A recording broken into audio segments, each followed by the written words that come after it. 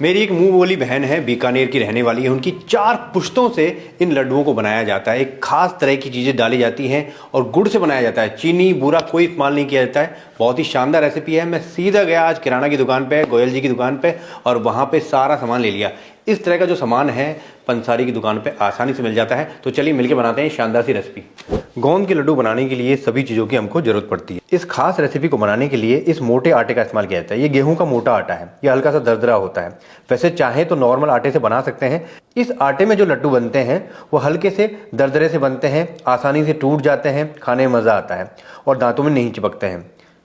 1 kilo आटे में लगभग 250 ग्राम गोंद का इस्तेमाल किया जा रहा है। यहाँ पे जो हम गोंद ले रहे हैं काफ़ी अच्छी क्वालिटी का है। जो काले वाला गोंद आता है वो आफ्टर प्रेगनेंसी के लिए इस्तेमाल किया जाता है, आमतौर पे जापा जिसको बोलते हैं। लड्डू को एक पंचनेस देने के लिए सफ़ेद मिर्च का इस्तेमाल किया जाता है। ये लगभग 10 से 15 ग्राम के आसपास है। कहने का मतलब लगभग 1.5 बड़े चम्मच। ये है सफ़ेद मूसली। अगर आपको ये मिलती है, वैसे तो पंसारी की दुकान पे आसानी से मिल जाती है, इसका जरूर इस्तेमाल करना है।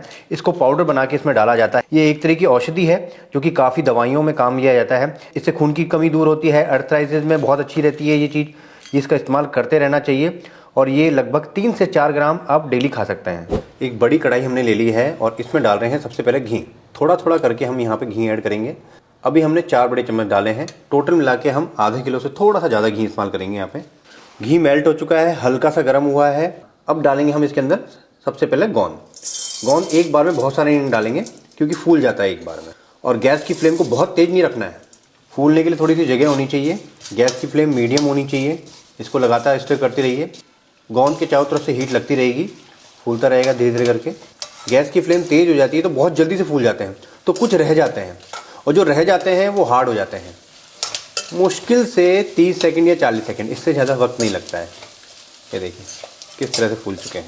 नीचे की तरफ देख लीजिए, कोई बारीक तो नहीं रह गया है। जब अच्छी तरह से फूल जाए उनके बाद में निकाल लीजिए इनको। ये लीजिए, इनको निकाल लेते हैं। इसी तरह से सारा गोंद को फुला लेंगे घी में। 2 से 4 चम्मच मैंने घी और ऐड किया है। 1 कप काजू टुकड़ी ऐड कर देता हूँ। गैस की फ्लेम को बिल्कुल लो रखना है यहाँ पे। ये जो काजू की टुकड़ी है ये खाने में काफ़ी अच्छी है, मीठी थी, इसलिए मैंने इसका इस्तेमाल किया है। आप चाहें तो साबुत का भी इस्तेमाल कर सकते हैं। जो काजू टुकड़ी होती है वो थोड़ी सी सस्ती पड़ती है, लेकिन एक बार टेस्ट जरूर करना उसको। कई बार क्या बिटर होती है, पुरानी होती है, तो उसका इस्तेमाल नहीं करना है हमको। कोई भी नट्स हैं उनको हमेशा लो फ्लेम पे ही फ्राई करना चाहिए। यहाँ पे देखिए काजू में हल्का सा कलर चढ़ चुका है, मतलब कि हल्का सा डार्क हो गया है। इससे ज़्यादा डार्क करने की ज़रूरत नहीं है। धीरे धीरे करके ये अपनी हीट में ही और होता चला जाएगा ये। अब फटाफट से बिना किसी देरी के घी को सेपरेट करते हुए इसको छान लेते हैं और निकाल लेते हैं इसको। अब उसी घी के अंदर हम यहाँ पे अखरोट का इस्तेमाल कर रहे हैं। ये भी लगभग 1 कप है। अखरोट को भी खा के एक बार चेक कर लीजिए, इसमें कई बार कड़वापन होता है। और कोशिश करें कि हमेशा साबुत जो शेल वाला होता है उसका इस्तेमाल करें। बिल्कुल धीमी धीमी आंच पे इसको हम सेक रहे हैं। ये देखिए यहाँ पे भी हल्का सा कलर आ चुका है। अब इसको भी बिना किसी देरी के फटाफट से निकाल लेते हैं। अब उसी घी में हम यहाँ पे बादाम का इस्तेमाल करेंगे। ये बादाम डाल देते हैं 1 कप। लो फ्लेम पे इसको फ्राई करते रहेंगे। हल्की सी दरार जब बादाम में आ जाए तो समझ लेना कि ये हो चुका है। बादाम में हल्के हल्के से क्रैक्स यहाँ पे दिखने लग गए हैं, फटने लग गए हैं। अब फटाफट से इनको भी निकाल लेते हैं हम। अब बचे हुए घी में लास्ट में हम यहाँ पे किशमिश का इस्तेमाल कर रहे हैं। किशमिश को कर देते हैं लास्ट में। ये गुब्बारे की तरह फूल जाएंगी बिल्कुल बढ़िया सी। यहाँ पे किशमिश हमने इस्तेमाल की थी 1/4 कप। और ये देखिए किस तरह से फूल चुकी हैं सारी। जब किशमिश अच्छी तरह से फूल जाएं उनके बाद फटाफट से बिना किसी देरी के इनको निकाल लिया जाए। फिर उसके बाद जलने लग जाती हैं और जैसे ही हम निकालते हैं वापस से अपनी शेप में आ जाती हैं। जो पॉपी सीड्स बच गए थे, मतलब खसखस के दाने, इनको हम रोस्ट कर लेंगे लो फ्लेम पे। ये लगभग 100 ग्राम के आसपास है। पॉपी सीड्स को रोस्ट होने में मुश्किल से लगते हैं 3 से 4 मिनट। बिल्कुल लो फ्लेम पे लगातार स्टर करना है। आप चाहें तो इसको टेस्ट भी कर सकते हैं। अगर क्रंची लग रहे हैं खाने में, इसका मतलब ये हो चुके हैं। ये डाइजेशन के लिए काफ़ी अच्छे होते हैं, बोन्स की हेल्थ के लिए काफ़ी अच्छे होते हैं। आपकी किडनी स्टोन भी अगर है तो उसको भी रिमूव करने में काफ़ी सहायक हैं। अब फटाफट से इनको निकाल लेते हैं हम। कलर चेंज नहीं होना चाहिए इसका।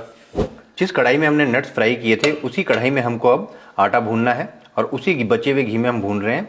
बाकी घी हम बाद में ऐड करेंगे। सबसे पहले इसको ऐसे ही भून लेते हैं। गैस की फ्लेम को लो टू मीडियम रखेंगे। लगभग 3 से 4 मिनट हमने इसको ऐसे ही भूना है। और अब बाकी बचा हुआ घी ऐड कर देते हैं यहाँ पे। लगभग 400 ग्राम के आसपास घी जाएगा इसमें यहाँ पे अभी। वैसे घी चाहे तो आप ज़्यादा भी डाल सकते हैं इसके अंदर। ऐसा नहीं कि 400 ग्राम ही डालना है, 500 ग्राम डालना है। 600, 700, 800 जैसी श्रद्धा हो उस हिसाब से डाल सकते हैं, कोई दिक्कत वाली बात नहीं है। लेकिन आधा किलो घी तो इसमें लगेगा ही लगेगा। बाइंडिंग के हिसाब से ही बोल रहा हूँ मैं। गैस की फ्लेम को बिल्कुल लो रखना। आप धीमे धीमे आंच पे बढ़िया से आटे की भुनाई करनी है हमको। यहाँ पे लो मीडियम फ्लेम पे मैंने लगभग इसको 30 मिनट मतलब आधा घंटा के आसपास मैंने लगातार भुना है इसको। ये देखिए एक बढ़िया सा कलर आ गया है इसके अंदर। और कलर से भी अगर आपको पता नहीं चल रहा है तो क्या करना है, हल्का सा मुंह में लेके देखिए। आपको अगर इसमें कच्चापन लगता है थोड़ी देर और भून लीजिए, लेकिन ये परफेक्ट हो चुका है। और अगर आप थोड़ी देर भी छोड़ेंगे ना जलने लग जाएगा। ये देखिए 1 सेकंड के लिए भी छोड़ते हैं तो जलने लग जाता है। एक गोला जो ड्राई गोला होता है कोकोनट का, वो मैंने कद्दूकस करके डाल दिया है। वैसे डेसिकेटेड कोकोनट पाउडर मार्केट में मिलता है, लेकिन इसमें जो मॉइस्ट होता है ना और जो टेस्ट आता है वो ज़्यादा बेहतर होता है। तो मैं आपको सजेस्ट करूंगा कि इसी को डालें। और आटे की गर्मी में हल्का सा इसको और भून लेंगे, मुश्किल से 2 से 3 मिनट और, बस ज़्यादा नहीं। इसको अलग से भूनने की कोई ज़रूरत नहीं है। कोकोनट को अलग से भूनना चाहते हैं तो भून सकते हैं, वैसे कोई दिक्कत वाली बात नहीं है। लेकिन कोकोनट बस इतनी ही देर भूनते हैं, ज़्यादा भूनते हैं तो वो कड़वापन छोड़ता है। तो लगभग 35 मिनट मैंने इसको टोटल भून चुका हूँ। अब गैस की फ्लेम को बंद कर देते हैं, इसको परात में खाली कर देते हैं और ठंडा कर लेते हैं इसको। बाकी चीज़ें पीस लेंगे तब तक। ये 50 ग्राम मूसली है, सबसे पहले ये डाल देते हैं यहाँ पे। ये धूप में सूखी हुई होनी चाहिए तभी पिसेगी सेटिंग से। हल्की सी नमी रह गई तो नहीं पिस पाएगी। और जो सफ़ेद मिर्च के दाने थे ये भी ऐड कर देते हैं। वैसे तो इसका पाउडर मिलता है, लेकिन इसको ऐसे ही डालें तो ज़्यादा बेहतर रहता है। इसका लगभग पाउडर बन चुका है। जो खसखस के दाने थे यहीं पे ऐड कर देते हैं। इसका पाउडर बनाने की ज़रूरत नहीं है, हल्का सा क्रश करेंगे बस। ये हो गया खसखस, मूसली और सफ़ेद मिर्च। अब नट्स हम क्रश कर लेते हैं। ये गया काजू, बादाम, वॉलनट और ये देखिए किशमिश। फाइन पाउडर बनाने की ज़रूरत नहीं है, इनको क्रश कर लेना। हल्के से बाइट लगती है, ज़्यादा अच्छी लगती है। नट्स भी हमने यहाँ पे क्रश कर लिए हैं, ये देखिए हल्के से दरदरे हैं। और जिसके बन रहे हैं लड्डू मतलब कि गोंद, उसको भी पीस लेते हैं यहाँ पे। एक बार में जितने आ जाएं उतने पीस लीजिए। यहाँ पे गोंद को भी हमने क्रश कर लिया है। अब सभी चीज़ों को एक साथ मिक्स कर लेंगे। सबसे पहले तो गोंद ऐड कर देते हैं। जो काम मैंने मिक्सी में किया है ये काम मूसल में भी किया जाता है। ये गए ड्राई नट्स, मूसली, खसखस, बाकी चीज़ों का पाउडर, 2-3 हरी इलायची, आधा जायफल। और इसका कभी पाउडर बना के नहीं रखते हैं, हमेशा फ्रेश ही इसको ग्रेट किया जाता है। इसकी खुशबू बहुत जल्दी उड़ती है। अब सभी चीज़ों को यहाँ पे मिक्स कर लेते हैं। यहाँ पे सभी चीज़ें आपस में मिक्स हो गई हैं अच्छी तरह से। आप चाहें तो यहाँ पे चीनी का पाउडर या बूरा डाल सकते हैं, लेकिन मैं यहाँ पे गुड़ के साथ में बना रहा हूँ। तो चलिए देख लेते हैं गुड़ को कैसे डालते हैं इसके अंदर। अब उसी कढ़ाई में हम यहाँ पे 2 से 3 बड़े चम्मच घी के ऐड कर रहे हैं गुड़ के लिए। जैसे ही आपने घी डाला वैसे ही आपको गुड़ डालना है, इंतज़ार नहीं करना है। और ये गया 750 ग्राम गुड़, जिसको हमने पहले से ही तोड़ के रखा हुआ है, जल्दी मेल्ट हो जाएगा। यहाँ पे आधा कप मैं पानी का इस्तेमाल कर रहा हूँ। पानी डालने से क्या होगा कि गुड़ टाइट नहीं होगा, ज़्यादा नहीं पकेगा, क्योंकि पानी वेपोरेट होता रहेगा। मीडियम टू लो फ्लेम पे इसको लगातार चलाते हुए इसको मेल्ट करना है। गुड़ को अगर आपने ज़्यादा पका लिया तो ये हार्ड कर देगा, जो लड्डू हैं बहुत टाइट हो जाएंगे। इस बात का ध्यान रखना है हमको, ये सबसे इंपॉर्टेंट होता है गुड़ के साथ में। देखिए गैस की फ्लेम यहाँ पे मीडियम टू लो है, बहुत तेज नहीं कर रखी मैंने, फिर भी बबल्स देखिए कितने तेज आ रखे हैं। अब इस गुड़ को बहुत ज़्यादा पका दिया आपने, ये लड्डुओं को टाइट कर देगा। इसलिए मुश्किल से बबल्स आने के बाद में आपको 1 मिनट चलाना है ध्यान से। ये बबल्स आ रहे हैं, मीडियम टू लो फ्लेम है। गैस की फ्लेम को बंद कर दीजिए 1 मिनट चलाने के बाद में। और गर्मा गर्म गुड़ को सावधानी पूर्वक हमको परात में डालना है। गुड़ का सिरप गर्मा गर्म सीधा जाएगा आटे के मिक्सचर में। अब गरम गरम ही इसको मिक्स कर लीजिए, अभी हाथ नहीं लगाना है। गुड़ काफ़ी गर्म होता है, जब हल्का ठंडा हो जाएगा उसके बाद ही हम इसमें हाथ लगाएंगे। और अब देखिए गुड़ अच्छी तरह से आटे के साथ में मिक्स हो गया है पूरी तरह से, लेकिन अभी भी बहुत गर्म है।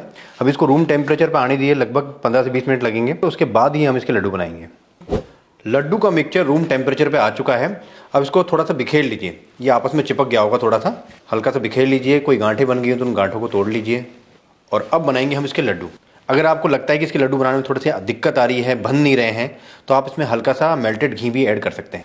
जितने बड़े लड्डू आपको बनाने हैं उतना ही मिक्सचर आप ले सकते हैं। पहले इस तरह से इसको बांधा जाता है, ये, उसके बाद में ये। जरूरी नहीं गोल गोल बनाने, कि बहुत सारे बनाने हैं ना।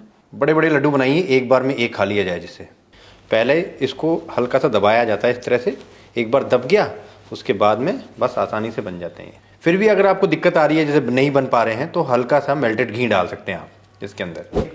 गोंद के लड्डू रेडी हो चुके हैं, आप इनको रख सकते हैं। फ्रिज में रखने की कोई ज़रूरत नहीं है, बाहर रखिए इसको। 3 महीना आराम से आप इसको रख सकते हैं। वैसे 3 महीने रुकते हैं आपके, हमारे घर में तो नहीं रुकते हैं। हमारे घर में 15 दिन में ही खत्म हो जाएंगे, ज़्यादा नहीं है, 1 किलो ही है। तो इस तरह से बना के देखिए, सबको पसंद आएंगे, टेस्ट में भी अच्छे हैं और सेहत से भी भरपूर हैं।